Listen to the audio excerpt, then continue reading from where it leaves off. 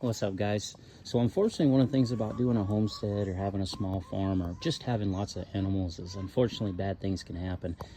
And when we moved him over here, I put him over here with our goats, and he's transitioning really well.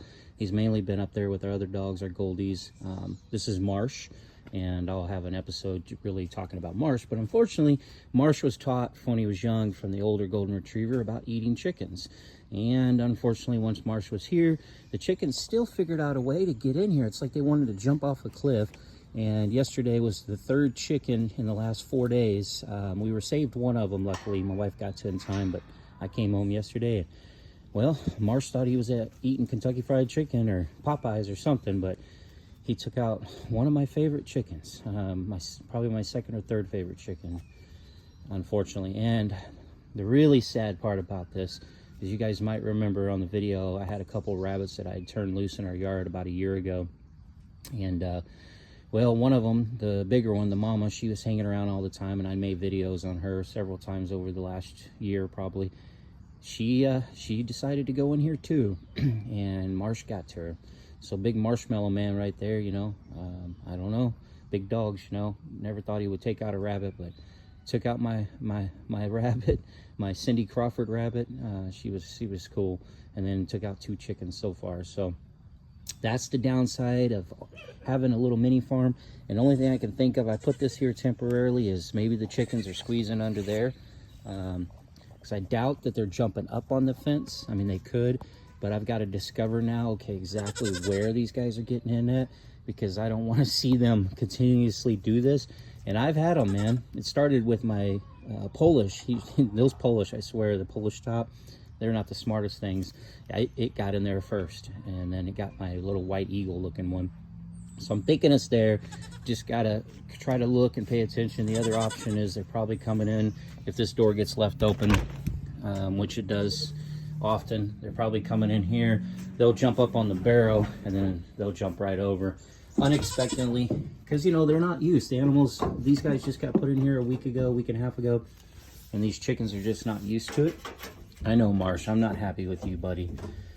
I'm not happy with you. You took out my people, man. We're all on a farm together. We're supposed to love each other and take care of each other, not eat each other.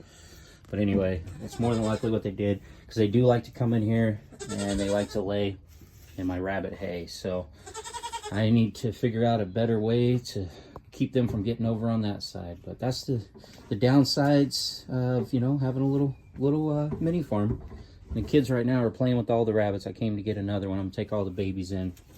When they get this age, we start letting the kids play with them big time, so we can make them, you know, what do you call it? Make them very calm and used to being played with. That way, when I take them up to sell them to the local store in town, the future kids or whoever may get them, because a lot of breeders with their rabbits never spend any time with them. They just keep them locked in a cage, especially the babies, and then the babies are wild.